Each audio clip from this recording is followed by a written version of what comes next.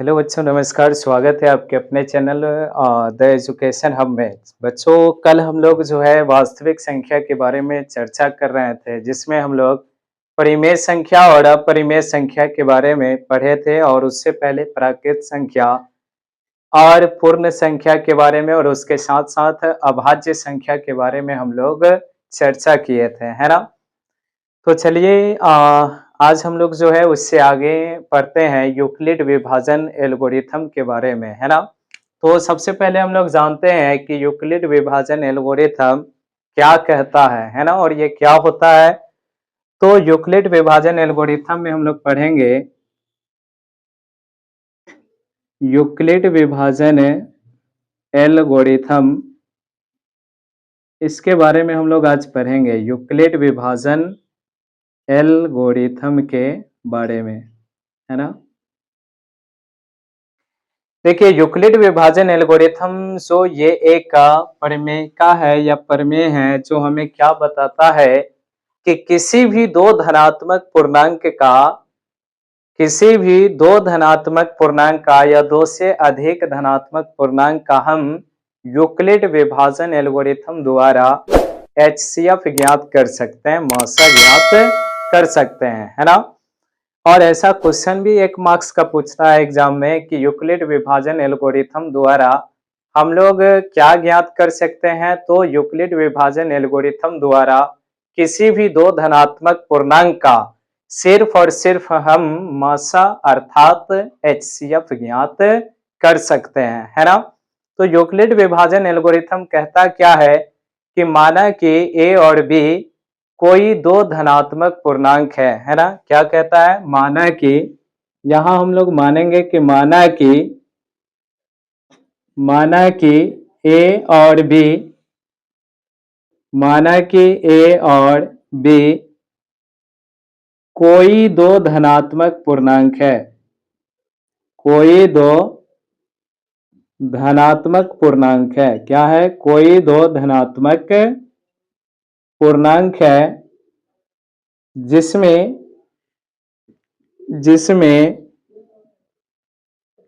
ए बड़ा है बी से। ए बड़ा है किससे? बी से, है ना? क्या हम लोग लिखे कि माना कि ए और बी कोई दो धनात्मक पूर्णांक है। माना कि ए भी एक धनात्मक पूर्णांक है और बी भी क्या है? कोई धनात्मक पूर्णांक है ना? तो इसमें ए जो है ना, ए इसको समझना है, ए जो है वो क्या होना चाहिए? बड़ा होना चाहिए बी से, है ना? तब क्या होगा? तो होगा ए बराबर बी क्यू प्लस आर होगा। क्या होगा? ए बराबर बी क्यू प्लस आर, अर्थात कि बड़ा वाला पूर्णांक बराबर होगा किसका? छोटा पूर्णांक, है ना? और ये क्यू को हम लोग भागफल बोलते हैं, है ना? तो भागफल छोटा पूर्णांक और भागफल के गुणनफल और प्लस क्या है? आर मतलब शेषफल। इसको अगर हम लोग हिंदी में बात करें तो ए को बोलते हैं भाज्य, बराबर बी को क्या बोलेंगे? तो बी को बोलेंगे भाजक, गुना क्यू को हम बोलते हैं भागफल। क्या बोलते हैं? भागफल। अब प्लस आर को हम लोग क्या बोलेंगे? शेषफल, है ना? इसी चीज को हम हिंदी में ऐसा लिख सकते हैं, है ना? इस चीज को ए बराबर बी क्यू प्लस आर जो है, इसी को हम लिखेंगे, ए को क्या बोलते हैं? भाज्य बोलते हैं, है ना? और बी को हम लोग क्या बोलते हैं? भाजक। और क्यू को क्या बोलते हैं? भागफल। और आर को क्या बोलते हैं? शेषफल, है ना? अब हम लोग एक छोटा सा, जैसे हम कहें कि यहां हम 4 से 9 को क्या कर रहे हैं? भाग दे रहे हैं। 4 से 9 को भाग दे रहे हैं। तो 4 से अगर हम 9 में भाग लगाएं तो 4 का 4, 4 दूना कितना हो जाएगा? 8, है ना? क्योंकि यहाँ 9 है तो 9 में से 8 को हम घटा लेंगे, कितना बच गया? 1, है ना? तो इसमें हम देखेंगे क्या, 4 को हम लोग क्या बोलेंगे? भाजक। क्या बोलेंगे? भाजक। 4 को हम क्या बोलेंगे? भाजक, अर्थात इसको हम बी बोलेंगे। क्या बोलेंगे? बी। और 9 जो हमारा है इसको हम बोलेंगे भाज्य। 9 को क्या बोलेंगे? ये जो बीच में है ना 9, इसको हम भाज्य कहेंगे और इसको सूचित करेंगे किससे? ए से, है ना। भाज्य को सूचित करेंगे ए से और भाजक को सूचित करेंगे बी से। और यहां जो 2 हम देख रहे हैं इसको कहते हैं भागफल। क्या कहते हैं? भागफल, जिसको हम सूचित करेंगे किससे? क्यू से। किससे करेंगे? क्यू से। और यहाँ जो एक हम लोग देख रहे हैं नीचे जो बचा, इसको हम बोलेंगे शेषफल या शेष भी कह सकते हैं, जिसको हम सूचित करेंगे आर से। तो याद रखना है, ए से हम किसको सूचित करेंगे? भाज्य को। बी से हम किसको सूचित करेंगे? भाजक को, जितना से हम भाग दिए हैं। और क्यू से हम किसको सूचित करेंगे? भागफल को, जितना यहाँ पे भागफल आया उसको क्यू बोलेंगे। और नीचे जो बच गया एक, इसको हम शेषफल अर्थात क्या बोलेंगे? आर बोलेंगे, है ना। और इसको हम लोग क्या करेंगे? इस वाले में उस हिसाब से जो है पुट करेंगे, है ना। तो हम लोग को याद रखना है कि यूक्लिड विभाजन एल्गोरिथम क्या है? ए बराबर बी क्यू प्लस आर है ना। इसी फॉर्मूले के माध्यम से हम लोग किसी भी 2 धनात्मक पूर्णांक का HCF अर्थात मसा ज्ञात कर सकते हैं, है ना। तो आइए इस पे हम कुछ एग्जाम्पल लेकर बता रहे हैं, है ना। तो सबसे पहले हम बोर्ड को कर लेते हैं साफ।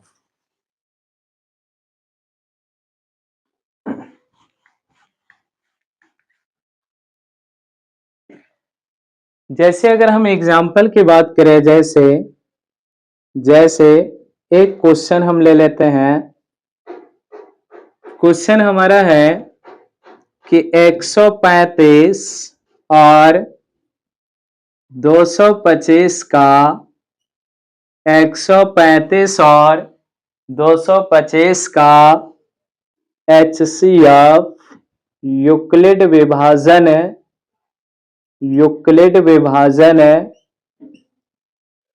एल्गोरिथम द्वारा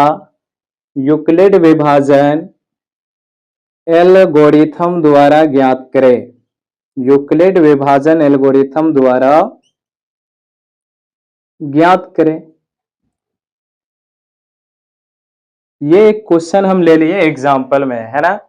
क्या लिए कि 135 और 225 का HCF यूक्लिड विभाजन एल्गोरिथम द्वारा ज्ञात करें। ऐसा क्वेश्चन हमारे बोर्ड के एग्जाम में पूछा जाता है और कई बार पूछा है। कितने मार्क्स में? 2 मार्क्स में ये क्वेश्चन पूछा जाता है ना। तो अभी हम लोग पढ़े हैं यूक्लिड विभाजन एल्गोरिथम ए बराबर बी क्यू प्लस आर, पढ़े है ना।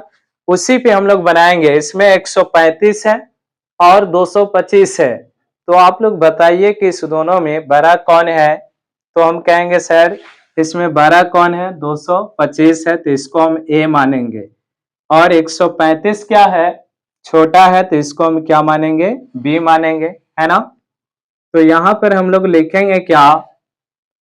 इसको बनाने के लिए सबसे पहले हम रफ में क्या करेंगे? 135 से छोटा वाला से, याद रखना है छोटा वाला से। इस दोनों में छोटा कौन है? 135। 135 से हम 225 को क्या लगा देंगे? भाग देकर भाग विधि से क्या करेंगे? मसा बना लेंगे, है ना।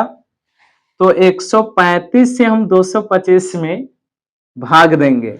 लेकिन क्या 135 का पहाड़ा हमको याद है? तो कहेंगे नहीं, है ना। तो हम कैसे बनाएंगे? तो 135 में गुना कर करके चेक करेंगे 1 से 2 से, है ना।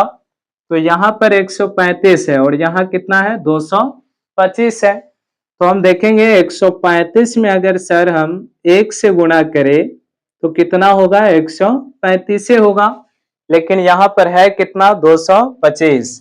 अगर 135 में हम 2 से गुणा करते हैं तो 2 पंचे 10 का 0, हासिल 1, 2 तिहाई 6 और 1 7 और 2 इक्याम 2, कितना हो गया? 270। तो यदि हम 135 से 2 बार में लगा रहे हैं तो कितना आ रहा है? 270, जो कि क्या हो रहा है? 225 से ज्यादा हो रहा है। तो ज्यादा हमें लाना नहीं है, या तो इतना आ जाए या इससे कम। तो 135 से हम लोग एक ही बार में लगाएंगे 135। कितना लगाएंगे? 135। अब यहां हम लाइन खींचकर क्या करेंगे, तो इसको घटा लेंगे। 5 में से 5 को घटाएंगे 0, 2 में से 3 घटेगा तो नहीं, तो 5 ले लेंगे 12, 12 में से 3 घटा 9, यहाँ 1 बचा, 1 में से 1 घटा कितना हो गया? 0 हो गया ना। अब यहाँ 90 बच गया है ना, फिर हम इस 90 को क्या करेंगे? घेर देंगे। ऐसे 90 को घेर लेंगे। कैसे? इस तरह से घेर लेंगे। और 135 का पहाड़ा हम पढ़ रहे थे ना, इसको हम बीच में उतार लेंगे। कहाँ उतार लेंगे? बीच में, है ना। यहाँ तक समझ में आया? जिन बच्चों को समझ में आ रहा है वो कमेंट में लिखे कि हाँ सर यहाँ तक हमें समझ में आया। अब 90 से हम क्या करेंगे? 135 में भाग लगाएंगे। तो 90 का तो टेबल आसान है कि 0 को हटाओ, 9 एकम 9, 9 दूना 18, 9 दूना 18, उस पे एक 0 लगा देंगे तो 2 बार में 180 हो गया। लेकिन यहाँ है कितना? 135, तो हम एक ही बार में लगाएंगे, 2 बार में ज्यादा हो रहा है, तो 90 एकम 90। घटा लेंगे, 5 में से 0 घटा कितना हुआ? 5, है ना। और 13 में से 9 घटा तो कितना हुआ? 4, हुआ ना। अब हम फिर ये 45 जो बच गया ना, ये वाला, इसको फिर हम घेर लेंगे। 45 को हम क्या कर दें? ऐसे घेर दें। और 90 का पहाड़ा पढ़ रहे थे तो 90 को हम कहा ले लेंगे? बीच में, है ना। और फिर ऐसे घेर दिए भाग की जैसा। अब 45 से भाग लगाना है 90 में, तो 45 एकम 45 और 45 दूना 90, 2 बार में कितना हो जाएगा? 90। अब घटाएंगे, 0 में से 0 गया 0, 9 में से 9 गया 0, घटाने पर क्या हो गया? 0। जब तक 0 नहीं आएगा तब तक हम घेर कर इसी तरह से बनाते रहेंगे। एक समय ऐसा आएगा कि वो अपने आप क्या हो जाएगा? तो शून्य हो जाएगा, शेषफल कितना आ जाएगा? 0। अब जो हम ये रफ में बनाए बगल में, इसी चीज को हम लिखेंगे इस पे, a बराबर बी क्यू प्लस आर। ए बराबर बी क्यू प्लस आर। ये क्या है? यूक्लिड विभाजन एल्गोरिथम है ना। अब इसमें हम लोग अभी पढ़े थे कि ए किसको बोलेंगे, तो जैसे इसमें देखेंगे ए ये होगा, बी ये होगा, क्यू इस साइड वाला होगा, और ये जो घटाने पर इस दोनों का ये 90 जो आया ये क्या होगा? आर होगा। ये क्या होगा? ये ए हुआ भाज्य, और भाजक को हम क्या बोलेंगे? बी, और भागफल को क्या बोलेंगे? क्यू, है ना। और ये जो 90 बचा उसको हम शेषफल क्या बोलेंगे? आर बोलेंगे, है ना। तो हम यहां लिखेंगे ए कितना हो गया? 225 पहला स्टेप में, बराबर का बराबर बी है तो बी कितना हो गया? 135, है ना। और बी और क्यू के बीच में नहीं कुछ है तो क्या है? गुना है। बी और क्यू के बीच में क्या होगा? गुना होगा, है ना। तो बी हम कितना रख दिए? बी कितना है? 135, गुना क्यू मतलब भागफल, तो क्यू कितना है? 1, अब प्लस आर मतलब क्या होता है? शेषफल। आर का मतलब क्या होता है बच्चा? शेषफल। तो आर कितना है? 90, है ना। ये हमारा पहला स्टेप सेट कर दिए, है ना। अब हम आते हैं दूसरे स्टेप में, इस वाले में। इस वाले में आएंगे, इतना को हम भूल जाएंगे, ऊपर वाले को भूल जाएंगे। अब हम यहां देखेंगे, अब ये वाला ए होगा, भाजक बी होगा, भागफल क्यू होगा, शेषफल आर होगा। ये 90 क्या होगा? तो भाजक बी होगा, 135 क्या होगा? भाज्य ए होगा, और एक क्या है? भागफल क्यू, और ये 45 क्या है? शेषफल आर। तो अब हम यहां लिखेंगे ए कितना हो जाएगा इस वाले लाइन में? तो 135 बराबर भाजक कितना हो जाएगा? 90, अगुना भागफल कितना हो जाएगा? भागफल मतलब क्यों कितना है? 1, प्लस आर कितना हो गया? 45, हुआ ना। इसके बाद हम फिर यहां तक हम कर लिए 2 स्टेप, है ना। अब इससे ऊपर का फिर हम भूल जाएंगे, इससे ऊपर का, इससे ऊपर से हमें कोई मतलब नहीं है। अब हम ये वाला में देखेंगे, इस वाले में, है ना। तो ये 90 जो देख रहे हैं आप लोग, 90 ये क्या होगा ए, और 45 क्या होगा बी, और 2 भागफल क्या होगा क्यू, और शेषफल कितना है 0, है ना। तो लिखेंगे भाजक कितना है, भाज्य कितना है, भाज्य 90, तो 90 को यहां लिखेंगे बराबर बी, बी मतलब मतलब भाजक, तो बी भाजक कितना है 45, और गुना क्यों भागफल, भागफल कितना है 2, अब प्लस शेषफल आर, तो आर कितना है इस वाले में 0 है, कितना है 0, है ना। अब यहां तक तो हमारा खत्म हो गया, इसके बाद स्टेप है नहीं, अगर और रहता तो फिर आगे यहाँ पे स्टेप लिखते हैं, है ना। अब हम लिखेंगे इसीलिए HCF ऑफ किसका HCF हम निकाल रहे हैं 135 और 225 का, तो लिखेंगे HCF ऑफ 135, 225 बराबर HCF, इसको क्या करेंगे HCF ऑफ 135, 225 बराबर, है ना। मतलब कि 135 और 225 का HCF क्या होगा, तो हम ये पहला स्टेप है हमारा, और ये वाला क्या है दूसरा स्टेप है, और ये वाला क्या है तीसरा स्टेप है, और ये सबसे अंतिम स्टेप यही है ना। तो अंतिम स्टेप में बी के जगह पे जितना होगा वही हमारा क्या होगा मसा होगा, क्या होगा HCF होगा, मसा होगा, है ना। तो यहां हम देख रहे हैं लास्ट वाले स्टेप में बी के स्थान पर कितना है, बी के स्थान पे कितना है तो 45 है, कितना है 45 है, इसीलिए HCF बराबर कितना हो जाएगा 45, है ना। तो जब भी हम लोग ऐसे स्टेप में सजा सजा कर लिख लेंगे और HCF निकालेंगे, तो हम लास्ट वाले स्टेप में देखेंगे कि बी के जगह पे कितना है ना। जो बी के जगह पे होगा वही हमारा क्या हो जाएगा HCF हो जाएगा, है ना। तो ये 45 हमारा बी के जगह पे है, इसलिए HCF कितना हो गया 45 हो गया, है ना। इस तरह से यदि हम बना कर आते हैं तो हमें 2 मार्क्स मिलता है कि नहीं। और आशा करते हैं कि ये क्वेश्चन आप लोग को समझ में आया होगा, यदि समझ में आ गया है तो कमेंट में जरूर अपना नाम के साथ बताएं कि हाँ सर हमें ये समझ में आ गया, है ना। इस तरह की अब कोई भी क्वेश्चन आए तो आशा यही करते हैं कि आप लोग जो है बना दीजिएगा, है ना। अगर फिर भी कोई दिक्कत रह जाता है तो कमेंट सेक्शन में बताइए कि सर हमें ये दिक्कत है, उसके बारे में हम फिर आगे चर्चा कर सकते हैं, है ना। चलिए, तो ये रहा यूक्लिड विभाजन एल्गोरिथम द्वारा किसी भी 2 धनात्मक पूर्णांक का मौसा ज्ञात कैसे किया जाता है वो हम लोगों ने पढ़ा, है कि नहीं। इस तरह से और भी क्वेश्चन आए तो इसको हम बना सकते हैं, है ना।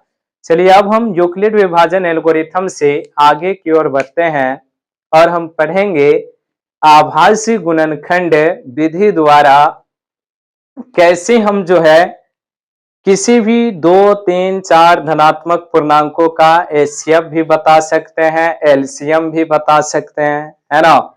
तो आइए हम लोग लिखते हैं आभासी गुणनखंड विधि से कैसे हम HCF और LCM ज्ञात करते हैं, है ना। चलिए, तो हम इसे पहले साफ कर लेते हैं।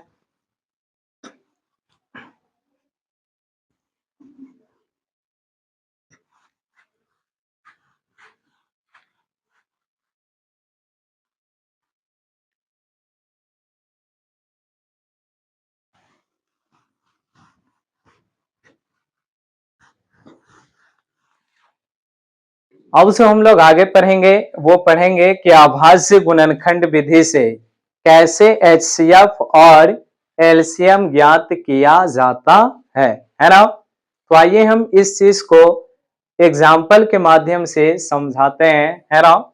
जैसे अगर हम एक एग्जाम्पल में एक क्वेश्चन ले लें, क्वेश्चन हमारा होगा जैसे 108 और 108 और 108 और 80 का अभाज्य गुणनखंड विधि द्वारा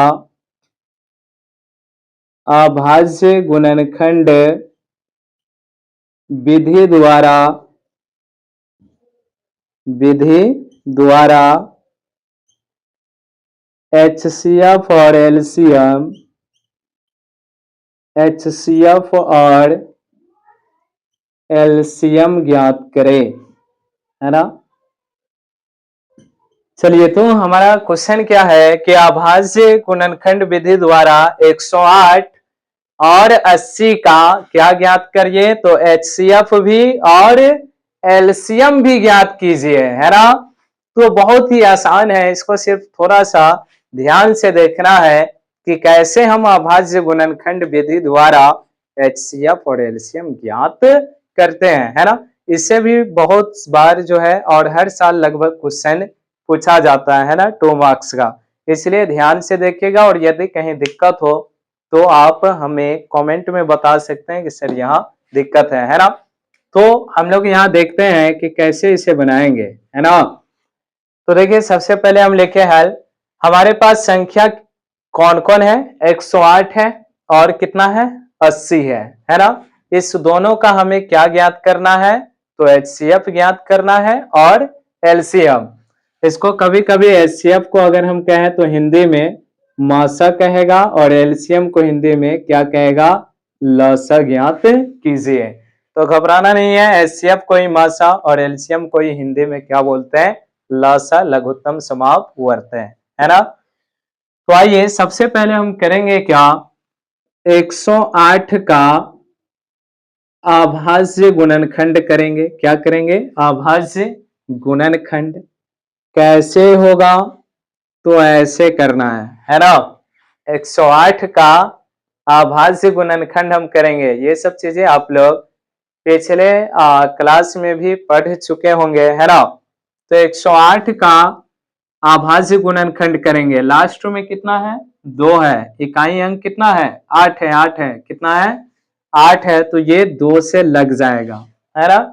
क्योंकि जिस भी संख्या के अंत में 0, 2, 4, 6, 8 इसमें से कोई भी अंत में रहे, 0 रहे, 2 रहे, 4 रहे या 6 रहे या 8 रहे, वह संख्या कितना से लगेगा, 2 से लगेगा, है ना। तो इसके अंत में 8 है इसलिए 2 से लगेगा, है ना। कैसे लगेगा, तो 2 से लगाने का मतलब क्या है, भाग लगाना। कैसे लगाएंगे, 2 के पहाड़ा में 10 आएगा, कई बार में 5 बार में। 2 के पहाड़ा में 8 आएगा, कई बार में तो 4 बार में। कर लिए। फिर हम देखेंगे अंत में कितना है, 4 है। कितना है, 4। तो अभी हम बताए थे कि जिसके अंत में 0, 2, 4, 6 या 8 रहे उसमें कितना से लगाएंगे, 2 से, है ना। तो यहां भी कितना से लगा लेंगे हम लोग, 2 से लगाएंगे, है ना। 2 से भाग लगाएंगे कैसे, ये 5 है। कितना है, 5। तो 2 के पहाड़ा में 5 आएगा, तो हम कहेंगे नहीं सर। तो कितना आएगा, तो सर 2 दूना 4। कई बार में भाग लगेगा, 2 बार में। 2 दूना 4। तो इसमें 1 रह जाएगा, 1 जाएगा 4 पे 14, तो 2 सत्ते 14, है ना। अब हम यहां देख रहे हैं क्या, 27 आ गया। 27 में 2 से लगेगा, तो नहीं लगेगा क्योंकि इसका इकाई अंक कितना है, 7 है ना। तो हम देखेंगे 7 और 2 को जोड़ेंगे तो कितना हो जाएगा, 9। कितना होगा, 9। और 9 3 के टेबल में आता है, तो कहिएगा हाँ सर, 3 के टेबल में 3 तिहाई 9 आता है। इसका मतलब 27 3 से कट जाएगा और इसमें हम कितना से लगाएंगे, तो 3 से लगाएंगे। कितना से, 3 से 27 को भाग लगाएंगे तो 3 नमा 27। फिर हम देखेंगे यहाँ 9 है तो 3 से ही लगेगा, 3 तिहाई 9। फिर 3 से लगा लेंगे, 3 इक्याम 3, है ना। तो हम लोग 108 का क्या कर लिए, अभाज्य गुणनखंड कर लिए। अब इसके जस्ट बगल में 80 का भी अभाज्य गुणनखंड कर लेंगे, है ना। 80 का भी जस्ट बगल में हम अभाज्य गुणनखंड कर लेंगे। तो बताइए इसके अंत में 0 है, कितना से लगेगा सर, 2 से लगेगा। 80 में 2 से लगाइएगा तो 40 हो जाएगा। फिर 2 से हम 40 को लगाएंगे तो 2 दूना 4 और 0 20 हो जाएगा। फिर 2 से लगेगा 2 दाही 20 और फिर 2 से हम लगाएंगे 2 पंचे 10। अब क्या 2 से 5 में लगेगा तो नहीं, क्योंकि 2 के पहाड़ा में 5 नहीं आता है, तो कितना से लगेगा 5 से 5 एकम 5 लग गया ना। अब हम लोग करेंगे क्या, इतना करने के बाद लिखेंगे 108 बराबर 108 बराबर, ये देखिए साइड में कितना है 2 गुना 2 गुना 3 गुना 3 गुना 3, तो लिख लेंगे 2 गुना 2 गुना 3 गुना 3 गुना 3, है ना। इसको हम ऐसे ही रहने देंगे या हम चाहे तो पावर के रूप में भी लिख सकते हैं, लेकिन हम ऐसे ही रहने देते हैं। अब हम 80 का भी नीचे में लिख लेंगे, 80 का भी इसके नीचे लिख लेंगे, है ना। 80 का क्या है तो 2 गुना 2 गुना 2 गुना 2 और गुना 5, यही है ना। तो हम इसको लिख लिए, क्या कर दिए इसको, इसका भी यहाँ पे लिख लिए 108 का और 80 का भी इसके नीचे हम लिख दिए। अब सर हमको ज्ञात क्या करना है, तो एचसीएफ ज्ञात करना है और एलसीएम ज्ञात करना है ना। तो हम यहाँ पर लिखेंगे, यहां हम लिखते हैं एचसीएफ बराबर एचसीएफ, देखिए एचसीएफ हम आभाज्य गुणनखंड विधि से कैसे निकालेंगे, तो जो दोनों में होगा, ये जो हम किए हैं ना ये, इसमें दोनों में जो होगा उसमें से हम एक ले लेंगे, है ना। जैसे 2 इसमें भी है और 2 इसमें भी है ना। तो 1 2 हम यहां ले लेंगे, कितना 2 ले लेंगे 1, है ना। फिर हम देखेंगे सर 2 इसमें भी है और 2 इसमें भी है, तो फिर 1 2 ले लेंगे, ले लिए। अब हम देखेंगे और कुछ है जो दोनों में है, 3 है इसमें, तो 3 इसमें है कहीं पे नहीं है, 3 है इसमें 3 नहीं है, 3 है 3 इसमें है नहीं ना। अगर इसमें 2 है तो अब इसमें 2 बचा है, ये तो घेरा लग गया, अब 2 नहीं ना बचा है। इसमें 5 है तो 5 इसमें नहीं है, तो हो गया, अब कुछ नहीं होगा। तो 2 दूना 4, ये हमारा क्या हो गया, तो HCF हो गया। क्या हो गया, 4 हमारा क्या हो गया, HCF हो गया, है ना। तो हम क्या समझे कि HCF वही होगा जो दोनों में होगा, है ना। जैसे 2 दोनों में था तो 1 2 ले लिए, फिर गुना 2 दोनों में था तो 1 2 ले लिए, और हम कुछ खोजे तो दोनों में नहीं मिला, तो बस वही रह गया जो दोनों में था, 2 दूना 4। एचसीएफ 108 और 80 का एचसीएफ कितना हो गया, 4 हो गया।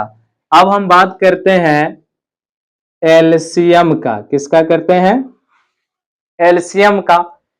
तो एलसीएम हम कैसे लेते हैं, तो पहले जो दोनों में है ना उसमें से एक ले लेंगे, जैसे कि हम लोग एचसीएफ में लिए थे, तो एचसीएफ में ये दोनों लिए थे ना, तो 2 गुना 2, इसको हम एलसीएम में भी, जो हम एचसीएफ में दोनों लिए थे उसको हम एलसीएम में भी ले लेंगे, और जो छूटा है इसमें भी और इसमें भी, इन सबको वहां पर हम ले लेंगे, है ना। तो जैसे यहाँ 3 गो 3 छूटा है ना, तो यहां हम लिख लेंगे 3 गुना 3 गुना 3, लिख लिए। और क्या छूटा है इसमें, इसमें छूटा है 2 2 और 5, तो लिख लेंगे गुना 2 गुना 2 गुना 5, लिख लिया ना। अब हम इसका कर लेंगे क्या, गुना कर लेंगे, क्या कर लेंगे, गुना। 2 से 2 में करेंगे 2 दूना 4, 4 से 3 में करेंगे 4 तिया 12, है ना। या इसको हम आसान करने के लिए ऐसे कर सकते हैं, 2 दूना 4 और 4 दूना 8, 8 दूना 16, 16 पंचे 80, 80 तिया 80 तिया, तो 8 3 24, 240, 240 तिया, तो 240 में 3 से गुना करेंगे तो 24 या 72, 720, 720 में 3 से करेंगे तो 720 में 3 से, तो 7 या 21 और 20 या 60, 2160 आंसर आएगा, है ना। आप लोग चाहो तो इसे गुना करके देख सकते हो, है ना। कितना आएगा 2160, है ना। तो हमारा एचसीएफ कितना हुआ सर 4, एलसीएम हमारा कितना हुआ 2160। तो ये हमारा क्वेश्चन बनकर क्या हो गया, तैयार हो गया, है ना। तो आप लोग इसे देखे समझे और इस तरह की और भी कोई क्वेश्चन आ रहा है तो उसको बनाने का प्रयास करें, है ना। चलिए, तो ये रहा अभाज्य गुणनखंड विधि से कैसे हम एचसीएफ ज्ञात करते हैं और कैसे हम एलसीएम ज्ञात करते हैं, उसके बारे में हम लोगों ने पढ़ा, है ना। अब जो है हम लोग अगली क्लास में पढ़ेंगे कि किसी भी अपरिमेय संख्या को, जैसे हम लोगों से पूछा जाता है कि √5 एक अपरिमेय संख्या है, सिद्ध कीजिए, है ना। उसके बारे में हम लोग पढ़ेंगे। बहुत ही आसान है ये क्वेश्चन, है ना, कि किसी भी अपरिमेय संख्या को अपरिमेय सिद्ध करना, है ना। ये बहुत ही आसान है और आसान भाषा में आसान तरीके से इस चीज को हम लोग कल की क्लास में पढ़ेंगे और उसके बाद हम लोग पढ़ेंगे दशमलव प्रसार और उसके बाद हमारा ये चैप्टर क्या हो जाएगा, समाप्त हो जाएगा, है ना। तो यहां तक आप लोग को समझ में आ गया होगा, है ना। आप लोगों में से जो जो बच्चे जुड़ चुके हैं वो अपना नाम कमेंट में जरूर लिखें, है ना, और बताएं कि आज का क्लास कैसा रहा, है ना। फिर अगले क्लास में हम लोग मिलते हैं, तब तक के लिए धन्यवाद।